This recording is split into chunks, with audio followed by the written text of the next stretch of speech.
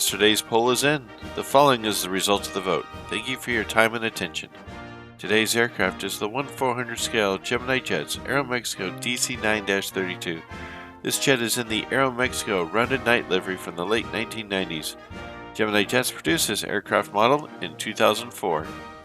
The aircraft is powered by two Pratt & Whitney JT8D low bypass turbofans, with each engine able to generate up to 16,000 pounds force or 71 kilonewtons.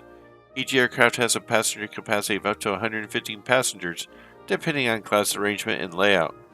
This aircraft has a standard cruise speed of 484 knots or 897 kilometers an hour, with a range of about 1,500 nautical miles or just about 2,800 kilometers. As a note for collectors, JC Wings and Inflight 200 have both produced a 1/200 scale model of this exact same aircraft. Originally, this DC-9-32 was delivered to AeroMexico in March 21, 1974, with a registration of XA-DEL, a registration that it would carry for its entire money-making career. Upon delivery to AeroMexico, the aircraft wore the airline's thin orange striped livery, which included the Aztec Knight on the tail. In the early 1980s, this livery was changed to the broad orange striped livery, with subtle changes made to the Knight's head on the tail. After the original AeroMexico's bankruptcy and operations suspension in 1988, the new AeroMexico started operations with minor changes in the livery and titles. In the early 1990s showed the first big changes in the livery when a blue cheat line was added along the windows and the tail color was changed to blue as well.